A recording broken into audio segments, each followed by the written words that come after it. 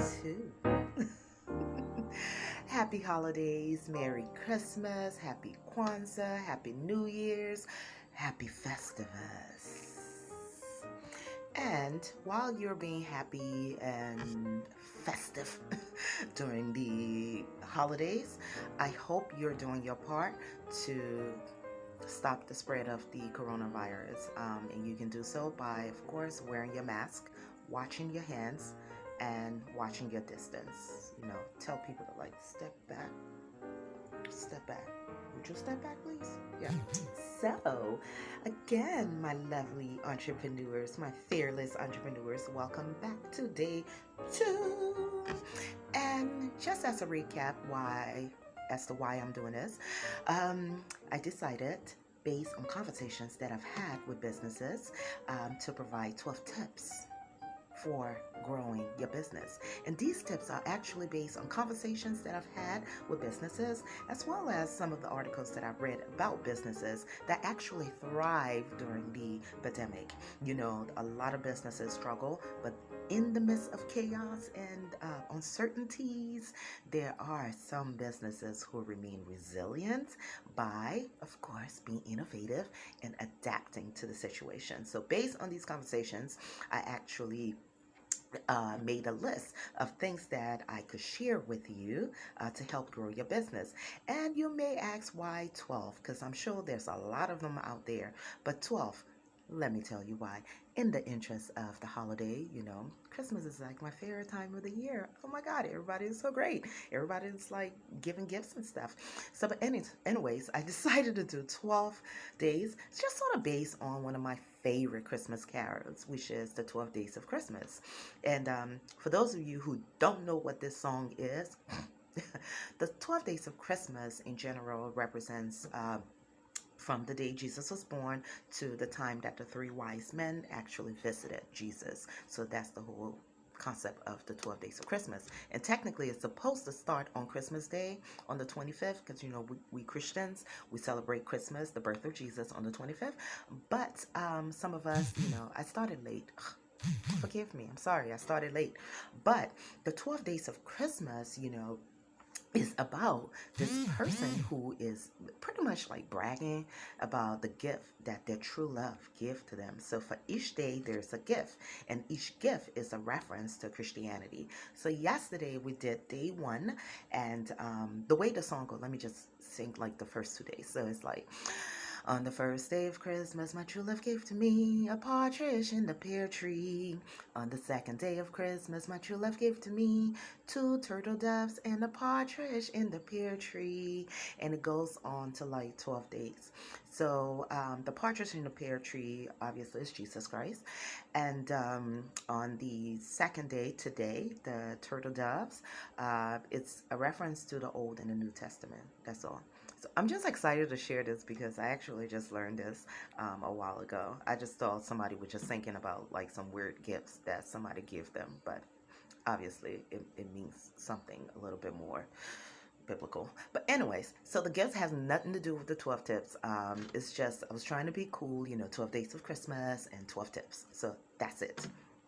Now, in case you miss any one of these tips, I am putting it everywhere. It's on Instagram, it's on my Facebook, it's on the website. It's everywhere. So I hope you're following me on Instagram and Facebook. I'm selling more too, because let me tell you something, man. I want to give these free things out, free advice, because we got to do better in 2021. I'm telling you, 2021 is coming at us hard, and we got to be prepared for it.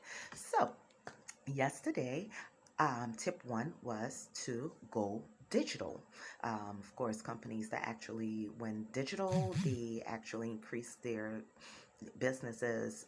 Retail wise, there were like a 20% increase globally, most businesses. So it worked.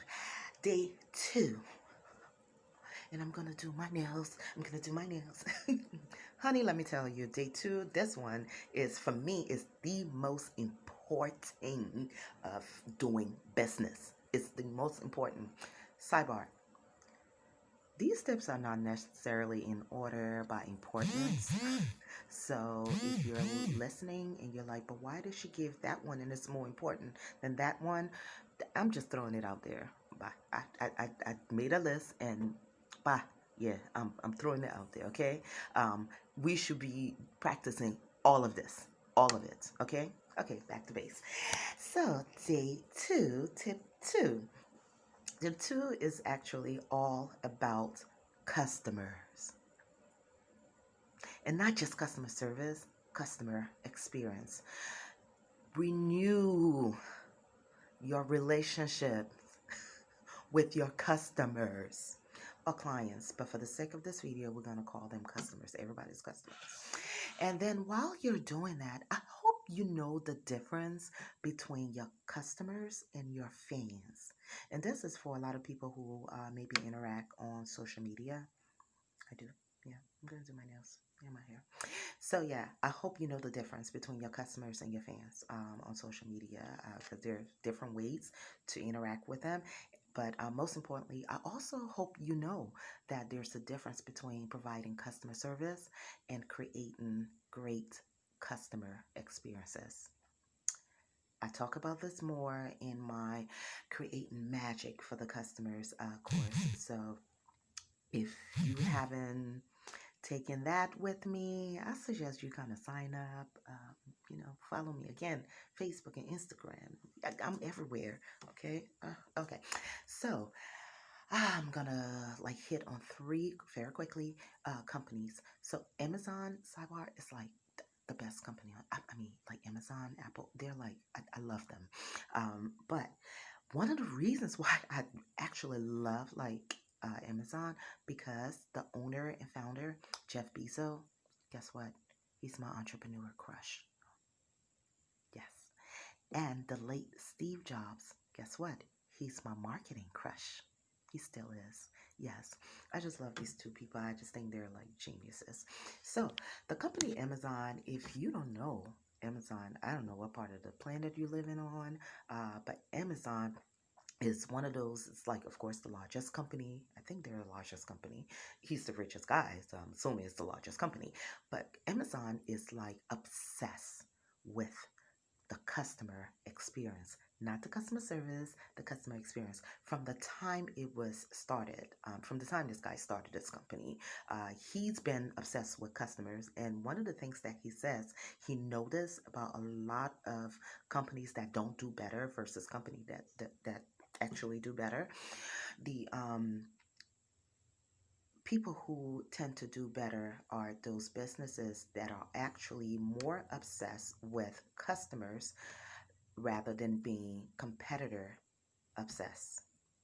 And if you don't know the difference between the two, I talk about this more in my Creating Magic for the Customer, a customer service like type training class. So I hope you actually follow me. If you have any questions while I'm doing this, please, you can either drop it in a comment. I'm on vacation, so I'll be answering questions. I'm on vacation, but I'll be working. But you can either drop it in a comment box or you can inbox me privately. I won't tell anybody. Okay. So yeah, so Amazon is like this obsessed. They're literally obsessed. And when I do the Creating Magic, I take this concept of being more customer obsessed than being competitor obsessed and kind of talk about the difference. And these companies during the pandemic that were customer oriented, customer driven, customer focused, what they did, the reason why they thrive is because they actually took the time. If there's anything we had time. We had a lot of time. We had time. And we knew exactly where our customers were. They were home.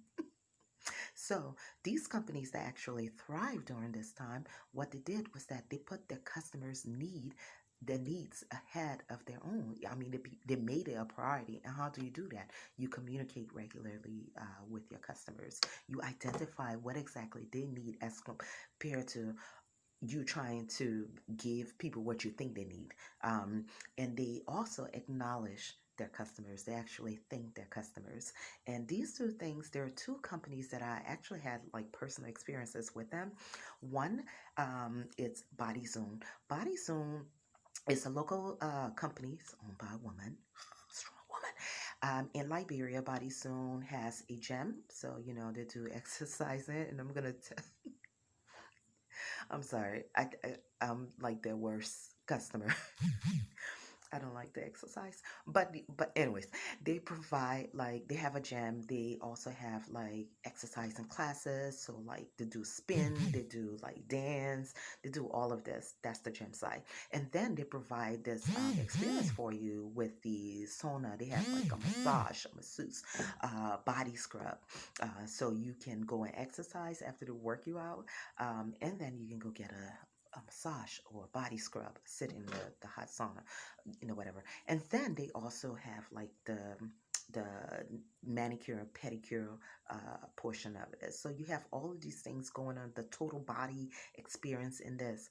Of course, you know that during the COVID season, this was one of the businesses that would hit the hardest. But let me tell you what this innovative owner did. It's a woman. Let me tell you what she did. She always like pay attention to her customers, but it was more like, face to face. I don't think we really pay a lot of attention to the emails we were getting. But during the pandemic, even though somebody like me who, I was once a paying customer a while ago, who, I just don't exercise. It's so difficult for me. But I hadn't even paid my membership dues. Yeah, I didn't. Let me confess. But she remained engaged. In addition to her, there's another company called Bluffer Joe Cosmetics. It's another woman owned by a female. Um, she's actually a Liberian girl, Liberian girl. Anyway, I'm a Liberian too. Liberian American, yes, Liberian American. Anyways, so she, Bluffer Joe, owns a cosmetics company, and she provides like this whole beauty experience. Again, another area, another sector that was hit by the pandemic. But let me tell you, I feel like these two companies didn't shut their doors. They continue to engage. They send tips. I mean, they just do everything online, social media. They're everywhere.